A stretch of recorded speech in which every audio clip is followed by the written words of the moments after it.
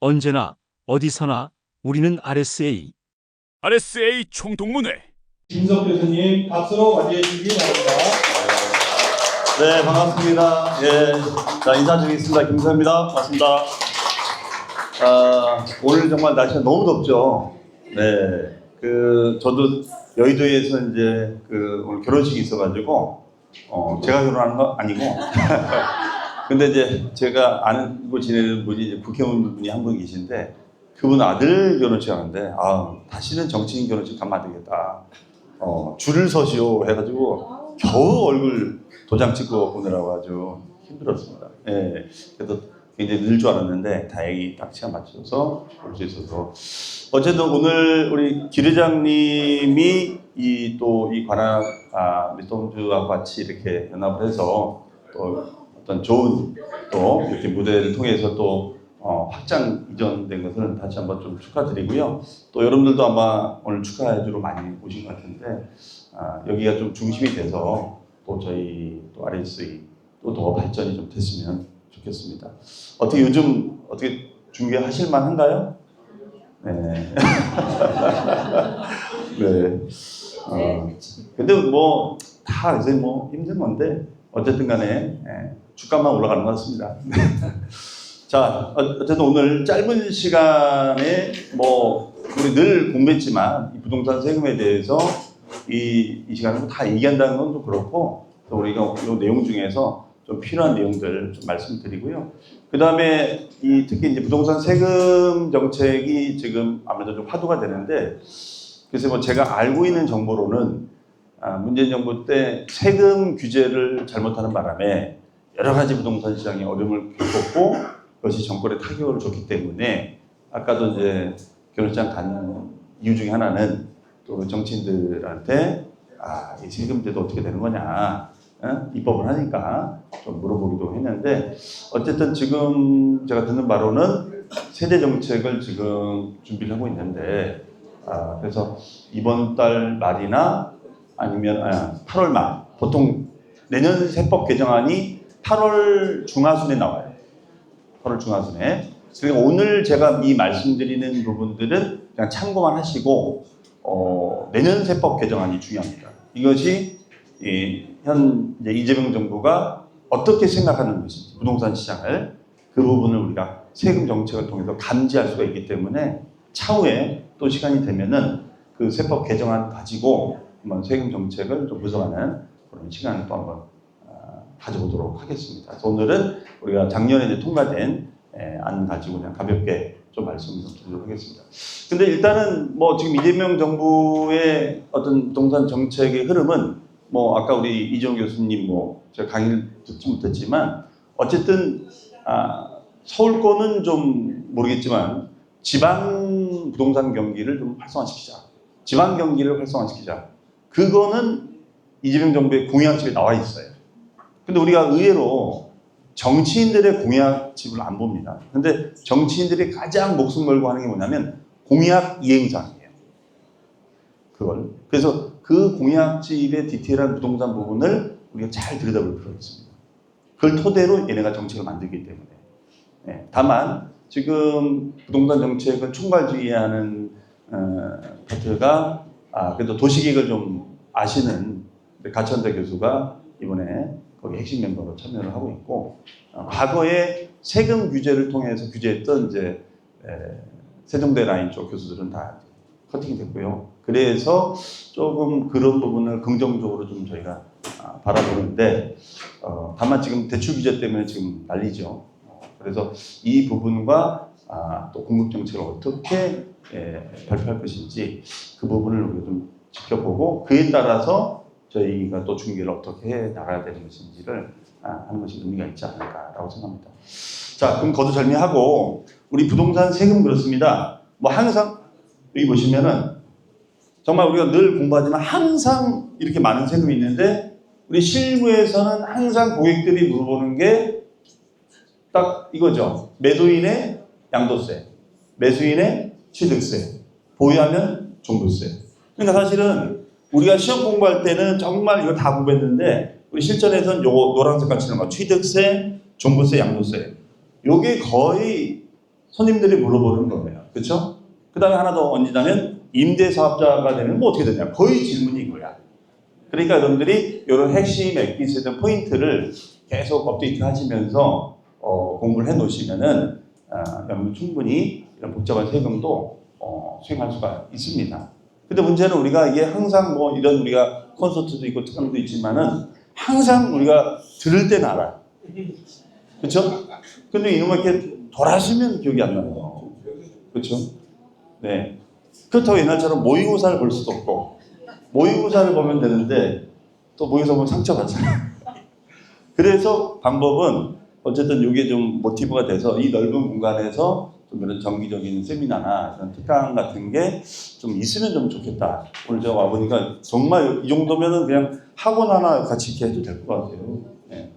대표님이 좀 이렇게 신경 써주시면 어떨까. 저희 회원들을 위해서 물론 계속 관심 가져주시겠지만은 그런 부분도 좋지 않을까 싶습니다. 자, 그러면 우리가 지금 결론부터 말씀드리면 뭐 여러분이 다 아는 내용일 수 있겠지만 매도인의 지금 양도소득세, 매도인의 양도소득세는 지금 중과가 되고 있습니까? 안 되고 있습니까? 다주택자. 네? 안 되고 있어요? 되고 있어요? 네? 그때 달라요? 네? 자, 다주택자 양도소득세 중과가 유예됐죠. 폐지가 된 건 아니고 유예가 됐어요. 유예. 내년 5월 9일까지. 근데 그 부분도 이제 과연 추가 연장할 건지 말 건지는 이제 봐야 되는 것이고. 그러면 매수인의 다주택자 취득세 중과는 지금 유예됐나요? 유예가 안 됐나요? 유예 안 되고 지금 시행이 되고 있죠. 그러니까 이게 엇박자가 되는 거야. 근데 사실은 이 취득세 중과를 원래 완화시켜 주겠다고 개정 입법을 했는데 이게 여야 합의가 작년에 안 됐어요. 왜? 뭐 윤석열 내란 때문에 뭐 정신 없으니까 관심이 없는 거야 이게. 그래서 이번에 여러분들이 요 지자체장 선거할 때 이때 확답을 받아야 돼 정치인들한테. 그러니까 정치인들이 이제 당선되고 나면은 이제 뭐라 하잖아요, 그렇죠? 그러니까 당선되기 전에 물어뜯어야 돼요. 당선되기 전에 취득세 중과 어떻게 할 거야? 법안 만들 거 아닐 거야. 네. 하여튼 요게 좀 풀려야 되는데 지금 엇박자예요. 다주택자 취득세 중과가 살아있어. 그렇죠? 네. 다만 이걸 폐지하지 않는 이유가 좀 그런 건 있는 것 같아요. 그러니까 근데 실제로 그러면은 조정 대상 지역이 거의 지금 해제가 됐잖아요. 알다시피 지금 어디에 있죠? 조정 지역이? 강남, 서초, 뭐 용산, 그렇죠? 네. 그 외에는 다 비조정 지역이잖아요, 그렇죠? 그러면 실제로 지금 우리 회원분들이 조정 지역에 사는 분들보다는 비조정 지역에 계신 분들 많잖아요. 나는 조정 지역에서 중개하고 있다. 조정 지역에서 하고 있어요? 네. 그럼 조정 지역은 우리가 몇 채부터 중과가 되죠? 몇 채부터? 두 채부터 중과. 그렇죠? 그럼 비조정 지역은? 세 채부터 중과. 네.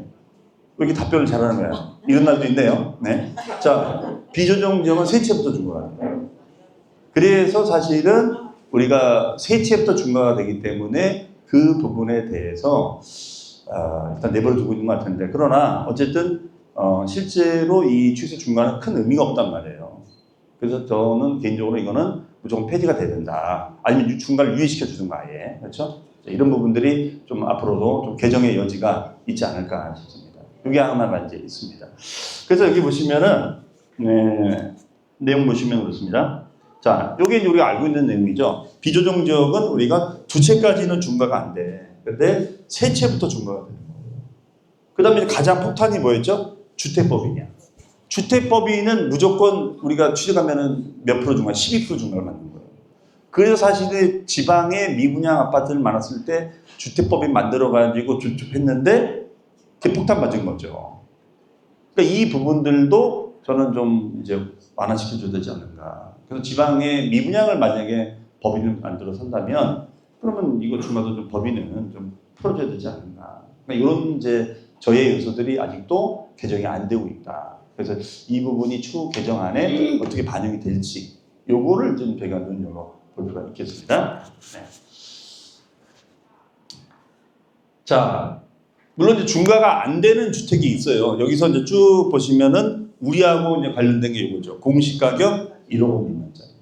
그래서 우리가 요 경매 물건 중에 공시가 1억 미만짜리 물건들이 엄청 불티나게 팔렸거든요. 그렇죠? 근데 요즘 이 대출 규제 때문에 좀 경매 시장도 안 좋고 그렇습니다. 그래서 이런 부분들을 앞으로 이제 어떻게 또 볼지. 네. 자, 그다음에 이제 110 대책인데 이게 작년에 나왔던 건데요. 여러분들 지금 그 한국국민중개사 협회가 이번에 법정단체로 이제 승격이 됐죠. 네, 그래서 법정단체로 승격이 됐기 때문에 중개사 협회가 이제는 뭐 자율적으로 조사도 하고 뭐 이렇게 뭐 무등록자 처벌도 뭐 이렇게 할 수 있다고 하는데, 그래서 이제 사실은 저 이슈 중에 하나가 우리 주택 시장에서 이게 굉장히 좀 부정적인 요소로 등장된 워딩 자체가 여러분들 어떻게 생각하는지 모르겠지만 전세, 지금 전세 사기입니까? 전세 대란입니까? 지금 전세 사기라고 하잖아요. 근데 사실 저는 전세 사기가 결론적으로 물론 정말 깡통주택 만들어가지고 빼먹는 업자들도 있지만 실제로는 전세 사기의 의미는 뭡니까? 역전세잖아요. 그럼 역전세가 돼가지고 그 갭을 주인들이 못 채워주니까 뭐 현장에 느끼시겠지만 옛날에는 우리가 뭐야 그 전세가 안 빠지면 서로 양해했잖아요. 그냥. 아유 전세 빠질 때까지 기다려주겠다. 근데 뭐 우리끼리 얘기했지만 요즘 젊은 MZ세대들은 AI한테 물어보죠. 아까 AI 했었지만 야 이거 뭐 어떻게 해야 되는 거야? 그러면 거기서 당연히 전세금에 대해서 반환 청구해야죠. 이게. 그러니까 요즘 이 임대인들 자체가 너무 상처가 큰 거야. 자기가 무슨 사기꾼도 아닌데 전세금을 못 해주면 심지어는 어떤 임차인들은 그렇다는 거야. 왜 내 전세금을 당신이 쓰냐고. 그럼 당연히 쓰지 그러면 뭐 어떻게 해. 그렇잖아요 이게. 그래서 사실은 이게 전세 사기가 과거에도 이런 역전세 현상이 있었거든요. 박근혜 정부 때도. 그때는 전세 사기가 아니라 전세 대란이었어요. 대란. 그 당시에도 역전세였거든요. 그런데 그 전세 대란과 사기는 워딩 자체가 너무 큰 거예요. 그렇잖아요. 그러니까 요즘 어떻게 돼요? 전세 안 들어가는 거잖아요. 피아파트에. 그럼 지금 경기가 좋아서 아파트 가격이 올라가는 겁니까? 피아파트 안 들어가는 거니까 안전자산이라고 생각하는 아파트로 갈아타려고 하다 보니, 그렇죠? 이게 맨 처음에 인천 미추홀구에 터진 거잖아요. 그 미추홀구 아파트 전세값이 올라가는데 빌라는 거래가 안 되는 거예요. 그렇죠? 아마 그 현장에 계시니까 더 아실 겁니다. 그래서 저는 이 워딩은 좀 바꿔줘야 되는데 이게 정치적인 언어가 이게 하나의 그냥 이게 토처가 된 것 같아요. 그러면서 급속하게 지금 시장 자체가 반전세 반월세 시장으로 급격하게 돌아섰지 않습니까? 이게. 근데 과연 이 부분들을 이게 참 어떤 해결을 봐야 되는데 이미 이게 이제 고쳐가 돼버렸어요. 전세 사기라는 단어가. 그래서 시청이라든가 이런 데 하면은 전세 사기 방지센터. 아예 그냥 못을 박아놨어요. 자, 그러니까 정부 스스로가 지금 무덤 판 거야. 그리고 어떻게 됐어요? 빌라 업자들이 안 줘요. 재개발, 재건축 예정지에다 안 줘. 제 친구가 한 25년 정도 빌라 사업을 했는데 요즘 연락이 잘 안 되거든요. 네. 왠지 아시죠? 네? 근데 아주 이 친구는 뭐 선이 잘 짓고 잘 분양하고 했는데 그 전세 그것 때문에 완전 멈춰버린 거야. 미치겠다는 거야. 네? 그래서 실제로 민간업자들이 안 짓습니다. 그리고 난리가 난 거야 지금. 공급이 부족하잖아요. 그렇죠? 그럼 재개발, 재건축 예정지에 그러면은 주변에 빌라를 안 지으면 그럼 그 사람들 어디로 갑니까? 갈 데가 없는 거예요. 난리가 났어요 사실은. 그러니까 이제 어떻게 되죠? 정부가 아차 싶었던 거지. 그러니까 이제 어떻게 돼요? LH가 사주겠다. LH가 사주겠다. 네? 그래서 지금 건설업자들이 다 LH로 몰려가는 거 아닙니까? 그래 지금 LH 직원들 완전 난리 났어요 지금. 업무 초과돼가지고. 네? 그래서 이제 뭐 그런 LH 컨설팅 하는 업체들도 많이 생겼고 하는데 그럼 그거 다 국가가 돈을 해야 되는데 그 무슨 돈으로 그걸 다 매입을 할 거냐 이거예요. 그렇죠? 죽으려고 하는 거죠. 그래서 저는 이제 매주 토요일 날, 오늘이 토요일이잖아요. 오늘 토요일 맞죠? 네. 매주 토요일 날 제가 오늘은 뭐 바빠서 못 샀는데 복권을 사요. 네. 복권을 사요. 왜냐하면 그 복권 산 돈이 그게 주택기금으로 들어가는 거예요. 그 돈 가지고 해결하는 거예요. 네, 전 애국자입니다. 네. 네. 그 돈 가지고. 그래서 옛날에 LH가 이런 유사한 일이 있었을 때 LH가 리츠를 만들어 가지고 그 당시 박근혜 정부 때는 이런 일이 있었죠. 다주택자들이 거래가 안 되고 다주택자들이 막 힘드니까 그 당시 유행했던 신조어가 하우스 푸어 들어보셨어요? 하우스 푸어. 그 다음에 또 워딩 자체가 전세 대란이었었어요. 그래서 그 하우스 푸어를 구제하기 위해서 LH가 리츠를 만들어 가지고 500채를 매입했거든요. 근데 그 돈이 다 어디서 난 거냐? 여기 저 같은 사람들, 저같이 꽝 내는 사람들 돈으로 해가지고 쫙 한 거예요. 네. 그러니까 그렇지 않으면 그 기금에서 안 하면 할 수가 없어요. 이게 무슨 돈이 있습니까? 이게 지금 악순환이 되는 거죠, 사실. 그렇죠? 어쨌든 이제 미래는 형국인데 과연 이 공급 정책을 어떻게 잘 설계할 것인지가 좀 주안점이 될 것 같습니다. 자, 그러니까 이거를 급하게 발표를 한 거야. 야, 그러면은 우리가 있잖아. 당신네가 이거 올해 말까지 전용 60제곱미터 이하 다가구 공동 아파트 빼고 그러면은 도생주택이나 이런 거 지어주면 이거 지어주면 우리가 취득세, 양도세, 종부세 혜택 줄게. 다 혜택 줄게. 근데 업자들이 지어야 안 져요? 안 져요. 내가 전국만 어떻게 믿냐 이거지. 그러다가 분양 안 되면 책임져 줄 거야? 그렇잖아요. 그러니까 이게 안 먹히는 거예요. 이 임금 정책이 안 먹히는 거예요. 그 다음에 이제 알다시피 지금 그렇다고 땅값이 싸진 것도 아니고 건축비가 지금 너무 비싸잖아요. 그러니까 분양가를 낮출 수가 없단 말이에요. 이게. 그렇죠? 그러니까 이게 안 먹히는 거예요. 이 세금 정책. 그렇죠? 그러니까 어떻게 보면 제 생각에는 정부가 무덤판 거예요. 사실은. 자, 하여튼 정책은 그렇습니다. 그 다음에 이제 여기 보세요. 이게 여기 지도인데 잘 안 보이시죠? 네. 요 색깔 칠한 게 뭔지 아세요? 색깔 칠한 거? 요 색깔 칠한 게 인구 감소 지역을 칠한 거예요. 여러분 고향도 다 인구 감소일 가능성이 높아요. 이 웬만하면 다 인구 감소 지역이야. 뭐 철원, 양구, 고성, 양양, 홍천, 삼척, 네, 여기 다 인구 감소 지역이에요. 그러니까 이재명 정부가 이 부분에 대해서 어떻게 해결할 것인가? 자, 그러면은 지금은 우리가 인구 감소의 의미는 이거잖아요. 젊은 인구는 감소하고 무슨 인구는 늘어나고 있어요? 노인 인구는 늘어난다. 근데 요즘 노인하면 기분 나쁘기 때문에 요즘 그걸 신조어로 액티브 시니어라고 하더라고요. 액티브 시니어라고 이름을 만들었더라고요. 이름 잘 지은 것 같아요. 액티브 시니어. 그래서 액티브 시니어의 그 성향은 뭐냐면 은퇴했지만 문화적인 욕구가 강한 거야. 나는 아직도 활동할 수 있다. 그래서 이 액티브 시니어들은 할 거리가 필요하고 볼거리가 필요한 거예요. 옛날에 노인분들이 아니라는 얘기죠. 그러면 이런 분들의 인구는 지금 한 800만에서 한 1000만 정도 된다고 하는데 이분들을 재활용해야 되지 않겠는가. 이게. 그러면 이분들을 서울에서 인구 감소 지역으로 보내야 된다. 그럼 여러분이 만약에 여러분 같으면 근데 여기 내려가시겠어요? 안 내려가시겠어요? 네? 내려갑니까? 네? 안 내려가죠. 그래서 지금 이게 어떻게 될지 모르지만 이제 좀 실험적인 모델들이 있는데 하나가 골드시티 사업이라고 해서 삼척이 지금 요 1호 사업을 하고 있는데요. 지금 서울시가 이런 그 액티브 시니어에 대한 DB를 다 갖고 있으니까 이분들을 삼척시하고 협약을 해서 삼척시가 이 액티브 시니어들이 원하는 식으로 지어주겠다. 집을 지어줄 테니까 내려보내라. 그리고 여기 서울에 있는 그 액티브 시니어 집들은 유동화해서 서울시가 관리해 주겠다. 이런 실험적인 모델 사업을 지금 한다고 얘기합니다. 근데 그게 얼마나 효과가 있을지 모르겠어요. 그 다음에 저 부산에 이제 동명대학교라고 있는데 저는 이게 오히려 더 현실적인 것 같아요. 그러니까 무슨 말이냐면 땅을 뭐 우리 고상철 교수님 계시지만 땅을 인허가 받아서 임야를 갖다가 지목 변경해서 너무나 시간이 많이 걸리잖아요. 근데 실제로 임야 개발해가지고 땅을 많이 갖고 있는 데가 어디냐? 바로 대학입니다. 맞지 않아요? 대학은 가진 게 땅밖에 없어요. 주차장 넓고. 그렇죠?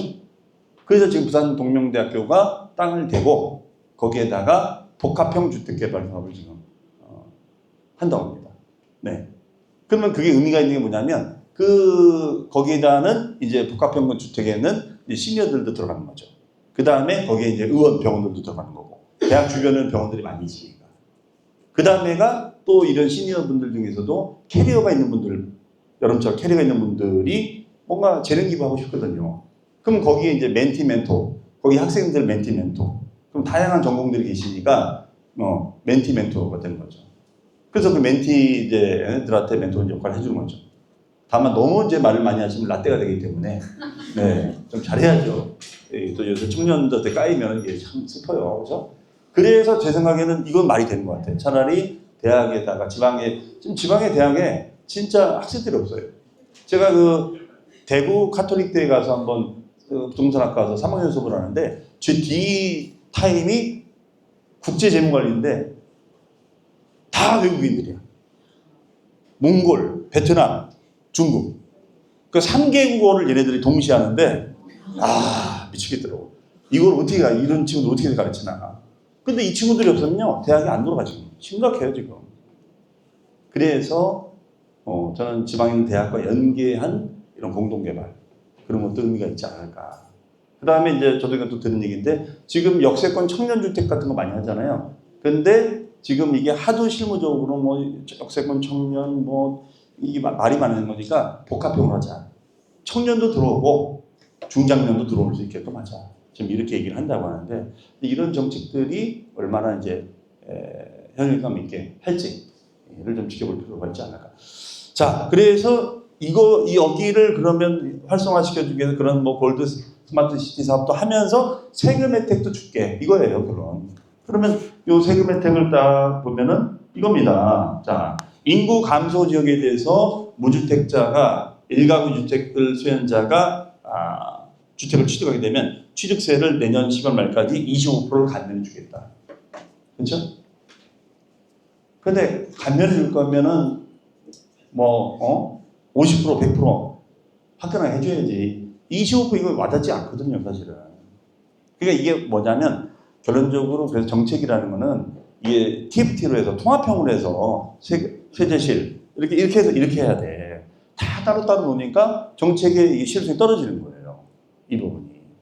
그래서 이제 뭐 인구 감소 지역에 대한 정책은 있지만 이게 좀 실효성은 좀 제가 좀 약하다. 그런 생각이 듭니다.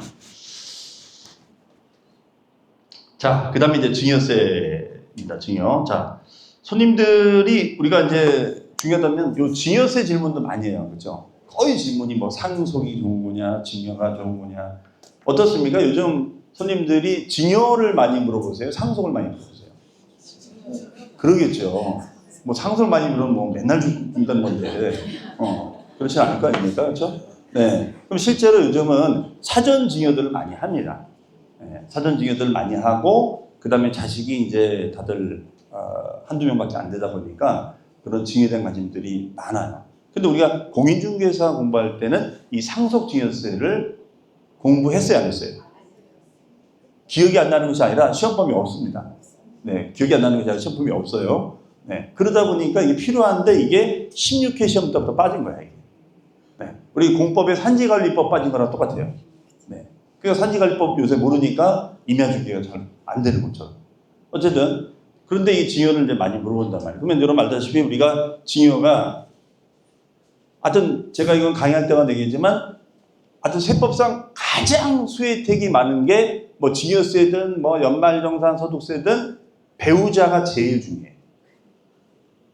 배우자 공제가 제일 많아요. 알다시피 얼마죠?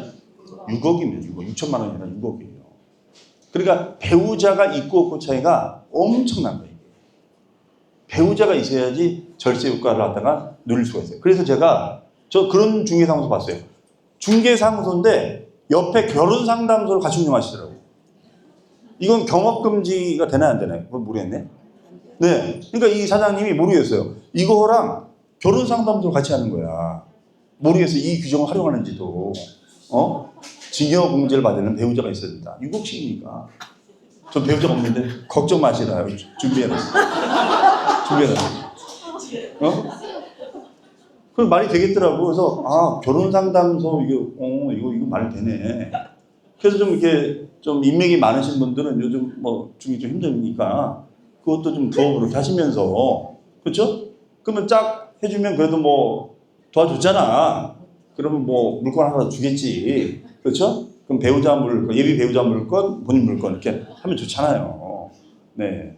뭐 우리가 뭔들 못하겠어요, 지금. 그렇잖아요. 다단계 빼고 다 할 수 있어요, 우리가 지금. 네. 그렇죠? 네. 자, 그래서 이거 생긴 거예요. 그럼 인구를 늘리려면 결론적으로 결혼을 시켜야 되지 않겠는가? 그래야지 애들 낳을 거 아닌가? 그렇죠? 그래서 이제 이게 여러분 아마 아시겠지만 2014년도 개정된 건데 혼인해주면 1억을 더 공제해줄게. 그러면 이제 오늘 제가 뭐 결혼식 갔다 왔지만 양가 부모가 해주면은 신랑 쪽 1억 5천, 신부 쪽 1억 5천이니까 토탈 3억까지는 공제가 될 수 있는 거예요. 그렇죠? 그러니까 이때 이 혼인이 그러니까 또 굉장히 중요한 이슈가 됐습니다. 네. 어차피 할 결혼 빨리빨리 신고부터 하고 결혼식은 좀 나중에 하더라도 네. 그러면 혼인 신고 기준이니까 네. 이건 참고로 하시면 되겠습니다. 자, 세율은 여러분들 그냥 참고하시고요. 자, 종부세로 합니다. 종부세. 종부세는 뭐 우리 다 이제 공부했던 내용인데 요거는 크게 개정된 건 없어요. 다주택자는 9억을 넘어야지 종부세 나옵니다. 이때 9억은 호가가 아니라 정부 고시가. 정부 고시가니까 가격 차이 좀 나겠죠. 네, 9억을 넘어야 되고 그 다음에 실수요자인 1세대 2주택자는 공동명의 포함해서 얼마예요? 12억. 그렇죠? 그 다음에 법인은 국물도 없어. 법인은. 그러니까 법인은 지금 뭐 취득세도 중과하죠. 종부세도 혜택이 없어. 그러니까 지금 주택법인 만들어 놓은 그 분들이 너무 힘든 거예요. 그러니까 요즘 막 경매를 막 던지는데 또 거래도 안 되네. 그러니까 미치는 거죠, 사실은. 자, 참고하시고요. 자, 그럼 여기서 이제 그 종부세 대상 제외하겠다는 게 이제 역시 지방이죠, 지방. 지방 저가 주택은 종부세 대상에서 빼줄 테니까 지방의 집을 사시오. 지방의 집을 사시오. 근데 저는 제가 부산에서 옛날에 강의할 때 그런 분 봤어요. 두 부부가 미분양 물건만 찾으러 다녀요. 이분들은 미분양만 전문이야. 그래서 제가 재미를 봤냐니까 재미를 봤다는 거야. 그러니까 전국을 다니는데요. 그래서 좀 알려주면 안 되냐 했더니 그건 못 알려준다는 거야. 자기네 얼마나 발품 판 건데 그거는 교수님하고 아무리 좀 뭐 방금 뵀지만 좀 그런 거 아니에요? 그래서 네, 그렇죠. 자기가 수고한 거를 왜 공연? 그 말이 맞아. 당연한 거죠. 그렇죠? 네. 어쨌든 간에 그러니까 지방에 집을 사라 이거예요. 지방에 집을 사면 종부세 대상에서 빼주는데 그 공시 가격을 3억에서 4억까지 완화시켜 주겠다. 그렇죠? 자, 그럼 이런 규정이 있으면 지방에 집 사시겠어요? 안 사시겠어요? 네버. 안 사는데 이거 만들면 뭐하냐고. 그렇죠? 그러니까 이 정책이 박자가 안 맞아요. 다들 이건 참고하시고요. 자, 그 다음에 임대, 제가 좀 시간이 많이 지체가 됐으니까 한 10분만 좀 더 하겠습니다. 자, 우리가 요즘 임대사업자들이 이제 임대사업에 대해서 이제 고민들을 많이 하는데, 어쨌든 우리한테 큰 고객이죠. 임대인들이 우리한테 큰 고객이에요. 그렇죠? 그럼 이제 상가 임대가 있고 주택 임대가 있는데, 상가 임대는 뭐 복잡할 게 없어요. 그러니까 상가는 진짜 다 아시지만 공실 리스크만 줄일 수만 있다면 상가가 세금적으로는 지금 현재는 메리트가 있어요. 상가는 대출도 나오잖아요. 그렇죠? 그러니까 공실만 채울 수 있는 여러분이 보관만 좀 가지고 계시면은 상가가 오히려 지금이 좋은 방안이 될 수 있는 거예요. 그러니까 컨텐츠가 있으면 공실을 어떻게 채울 수 있는가? 상가는. 그러면 지금 주택은 대출 막아놨지만 상가는 아니잖아요. 그렇죠? 그 다음에 이제 두 번째는 또 상가는 중과가 안 됩니다. 중과 상품, 제외 상품이에요. 그 다음에 이제 상가 같은 경우에는 임대할 때도 그렇게 복잡한 게 없습니다. 근데 문제는 공실 리스크 때문에 이제 문제가 되는 거죠. 그렇죠?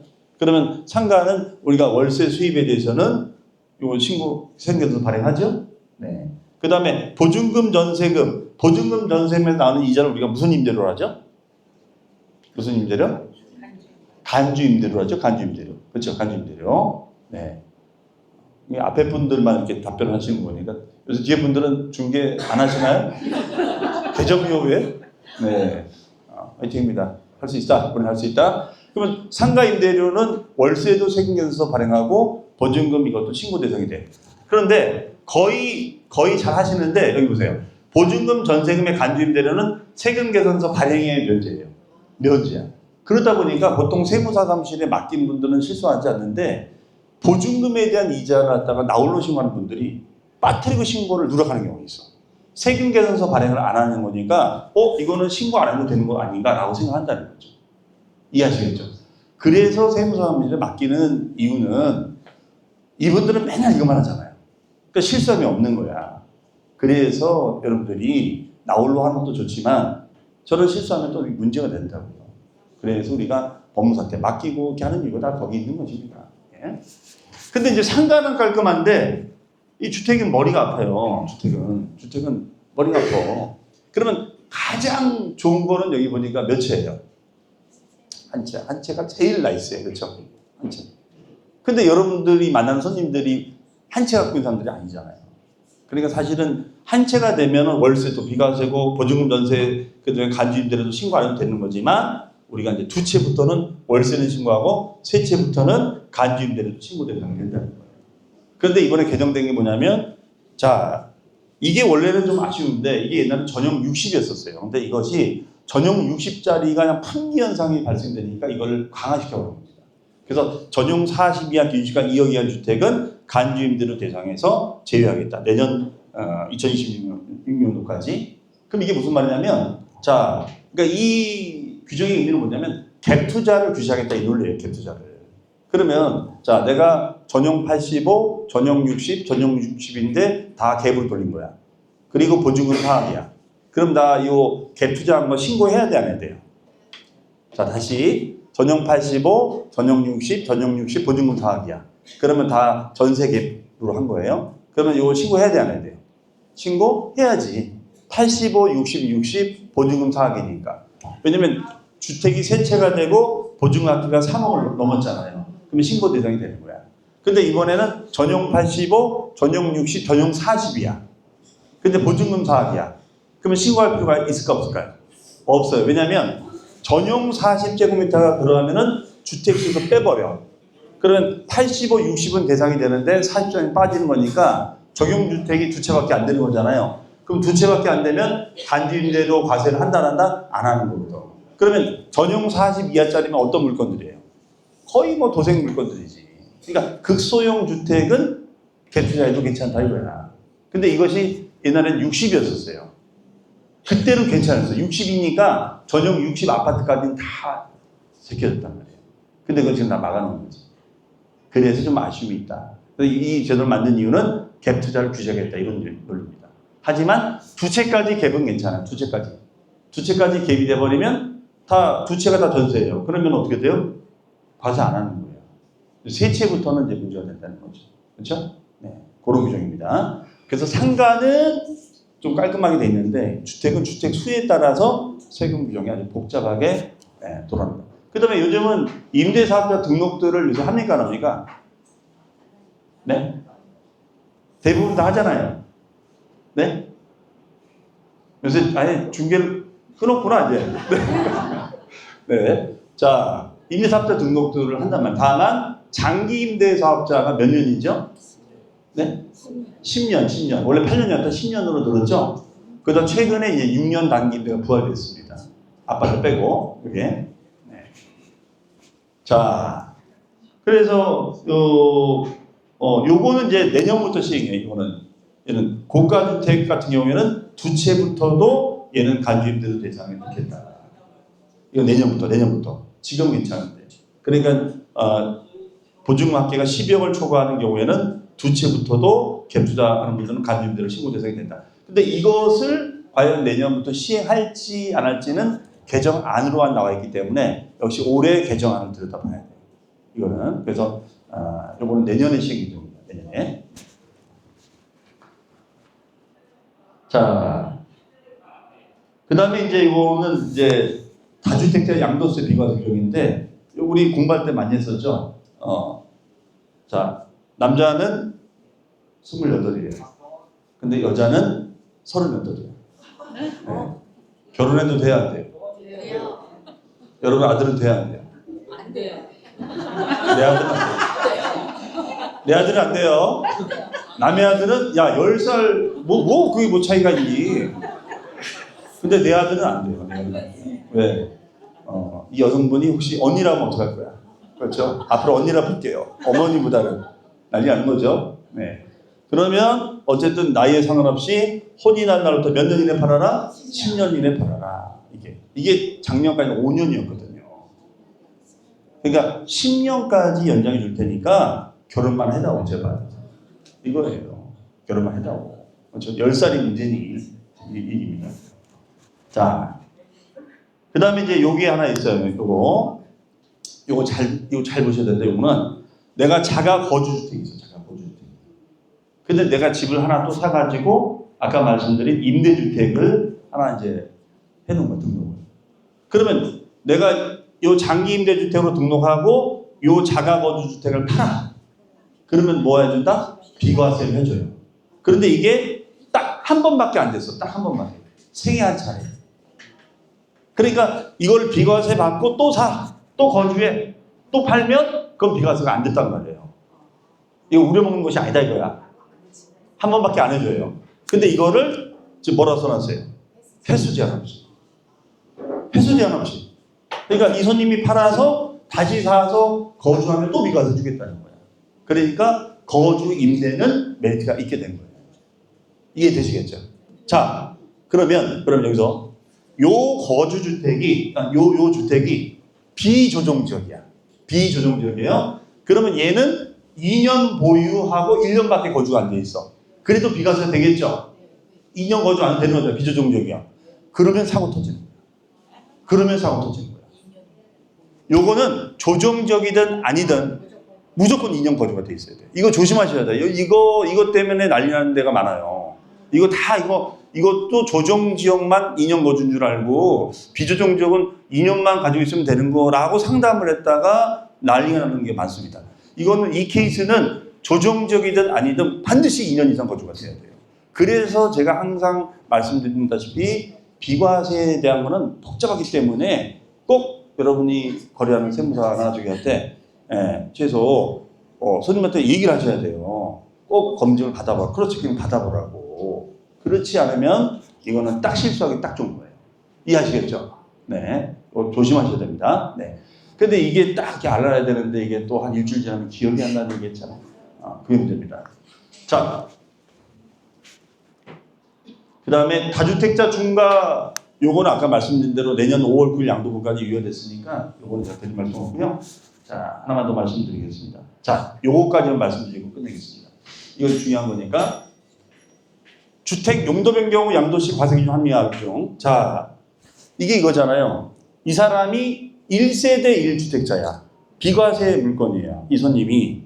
그런데 이 사는 사람은 다주택자가 되다 보니까 취득세 중과된 거야. 이 집을 사는 순간. 무슨 말인지 아시죠? 그래서 여러분들이 어떻게 컨설팅 해줬냐면 그러면 손님 이거를요. 이게 노후주택이니까 이거를 상가로 용도 변경하시면 돼요. 그럼 상가로 용도 변경하면은 매수자는 상가로 매입하게 되는 거니까 중과를 안 맞을 거 아니에요. 이해되시겠죠? 근데 문제는 매도자는 그럼 상가가 돼버리면 비과세가 된다 안 된다? 안 되는 거야 이게. 그래서 이게 현장에서 난리가 난 거예요. 그러니까 매수자는 좋은데 매도자는 비과세 물건이었는데 갑자기 상가가 용도 변경으로 잔금 날짜 기준으로 판단해버리니까 비과세가 안 되는 거예요. 그래서 이거에 대해서 하도 민원이 들어오고 그래서 이거를 올해부터 이제 합리적으로 바꾸겠다. 주택에서 상가 등으로 용도 변경 후 양도한 건물에 대한 1주택 여부 판단은 판정 기준 시점을 무슨 시점에서? 양도 시점에서. 무슨 시점으로 판단한다? 매매 계약 시점. 그러면 매매 계약일 때는 내가 1가구 1주택자였을 거 아니야. 이해하시겠죠? 잔금 칠 때 용도 변경 해놓은 거니까. 그러니까 그 매수자는 상가로 취소 들어가고 매도자의 양도세는 계약 시점으로 판단하는 거니까 비과세가 된다는 거예요. 이해하시겠어요? 네. 자, 이거는 아주 의미가 있는 조항이기 때문에 요거는 아주 개정을 잘한 것 같아요. 그래서 노후주택을 우리가 상가로 용도 변경해서 거래를 할 때는 요 규정을 좀 잘 활용하셔서 여러분들이 하시면 좋을 것 같다. 이런 얘기입니다. 자, 또 우리 다음 강의에 있어서 말씀드린 대로 여기까지 하고 그 다음에 넘어가도록 하겠습니다. 자, 질문은 생략하도록 하겠습니다. 자, 여기서 마치겠습니다. 감사합니다. 고맙습니다.